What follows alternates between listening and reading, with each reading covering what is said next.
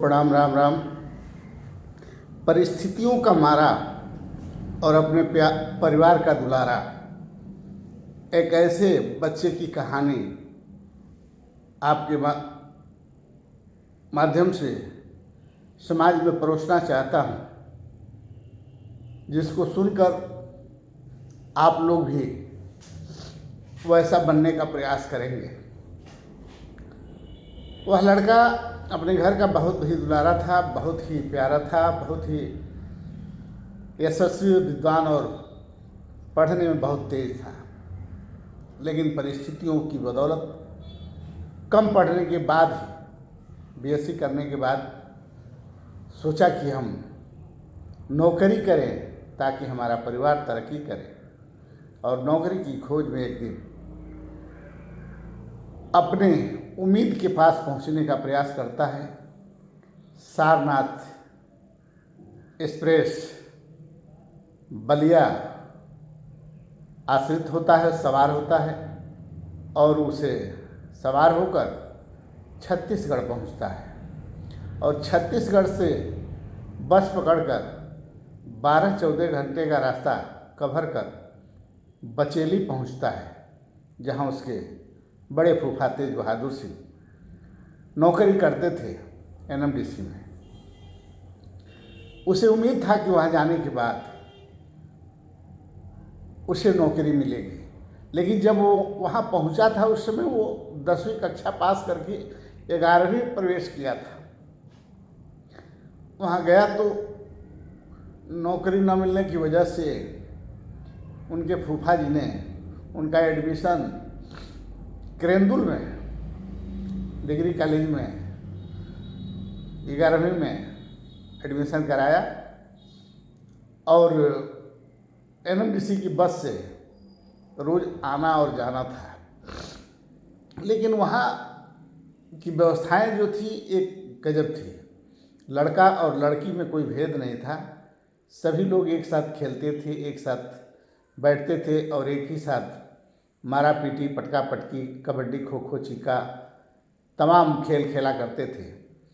उस समय मैं पूर्वांचल के होने के कारण, वह लड़का पूर्वांचल के होने के कारण सबके प्रिय लगने लगा। भोजपुरी सुनना सब चाहते थे, लेकिन भोजपुरी सबको समझ में आता नहीं था। लेकिन उसकी बदौलत वो लड़का या लड़की सब लोग उसको बहुत मानते थे।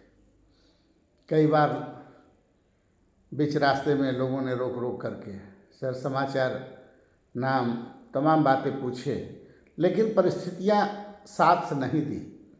कुछ दिन के बाद उस लड़के के पिताजी की तबीयत खराब हुई और वो लड़का के पास खबर गया।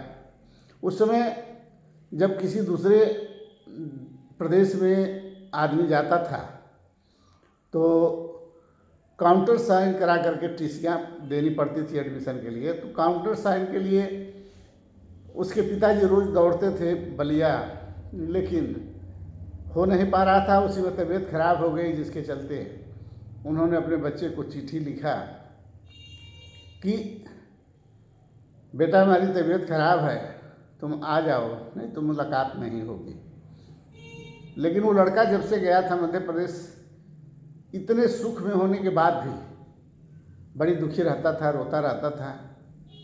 एक दिन अकस्मात फूफा का स्कूटर लेके चला। उनके मझले बेटे श्री नारायण ने पीछे से लखेदा और पकड़ कर डांटने लगे कि स्कूटर लेकर जा रहा है, कहीं गिर जाओगे, घायल हो जाओगे, तुम्हें समझ में नहीं आता है, क्या जवाब देंगे हम लोग। लेकिन उस बच्चे ने जिद पकड़ा कि ठीक है, प्रभु चाहेंगे तो हम भी स्कूटर खरीदेंगे।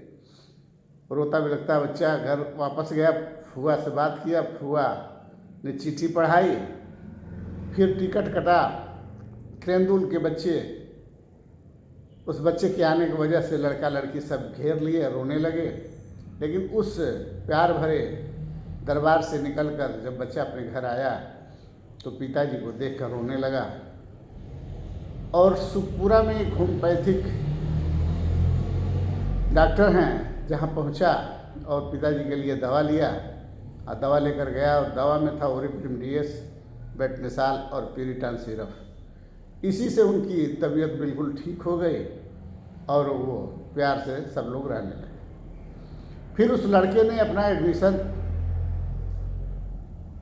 इंटर में कराया, धीरे धीरे 12वीं पास किया, बीएससी पास किया। बीएससी करते समय ही उसने मेडिकल कॉलेज में एडमिशन कराया और मेडिकल कॉलेज में भी अव्वल आने के साथ साथ वो पास होता गया। लास्ट में रजिस्ट्रेशन लिया और आज उसके माध्यम से कम 4000 से ऊपर शिष्य तैयार हैं जो अपना परिवार चला रहे हैं, जिसमें लड़कियां भी हैं, लड़के भी हैं। आज भी उस लड़के का काम है पैसा कमाना और लड़कियों को, छोटी छोटी लड़कियों को गोद लेना, पढ़ाना, लिखाना, शादी कराना, विवाह कराना, ज़िंदगी बनाना और उसे कामयाब बनाकर उसके परिवार को बसाना। ऐसे महापुरुष अगर हर घर में हों और एक एक घर को आबाद करें तो शायद पूरा भारत आबाद हो जाएगा। तो जब वो लड़का मेडिकल में प्रवेश किया तो उसको वो प्यार तो अब नहीं मिला और न मिलता है जो बचेली में मिल रहा था या घर में मिल रहा था, माँ बाप से मिल रहा था, दादी से मिल रहा था या गांव के लोगों से मिल रहा था। उसने स्कूटर भी लिया, हीरो होंडा भी लिया, स्कॉर्पियो भी लिया, किया भी लिया, तमाम गाड़ियाँ लिया। लेने के बाद भी जो सुकून उसको पहले मिला करता था मेडिकल में आने से पहले, वह सुकून उसका छीन गया। पैसा कमाया, लोगों को बसाया, पढ़ाया, लिखाया, कामयाब बनाया, लेकिन कोई उसके काम नहीं आया। सब उससे जो भी चिपका अपने फ़ायदे के लिए चिपका, जो भी साथ आया अपने फ़ायदे के लिए आया और जो कुछ पाया लेकर दागा कर चला गया। तो हम समाज से कहना चाहते हैं कि उस लड़के में क्या कमी थी, क्या कारण था कि सब उसे सिर्फ लूटना चाहते थे, कुछ पाना चाहते थे, कुछ बनना चाहते थे, लेकिन उसके काम कोई आना नहीं चाहता था या उसकी कोई सेवा करना नहीं चाहता था। अगर कोई सेवा करना चाहता भी था तो सेवा लेना नहीं चाहता था। आखिर ऐसे महापुरुष कभी कभी विरले पैदा होते हैं जो उस बच्चे में था।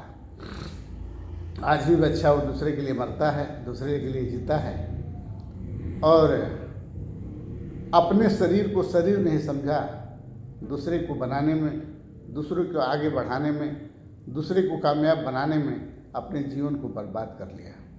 लेकिन ऊपर वाले की मर्जी है कि आज भी वो थकता नहीं है, हमेशा तत्पर और तैयार रहता है समाज की सेवा और समाज के हित के लिए। ऐसे महापुरुष को मैं बार बार प्रणाम, वंदन, अभिनंदन करता हूँ और वैसे माता पिता को बार बार प्रणाम, अभिनंदन, वंदन करता हूँ जिन्होंने इस तरह के बच्चों को जन्म दिया।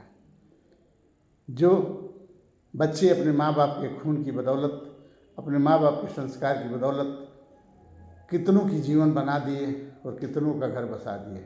ऐसे महापुरुष के माता पिता, दादा दादी एवं उस गांव, घर और उस जिले को भी मैं प्रणाम करता हूँ। जय हिंद, जय भारत, जय सर्व समाज।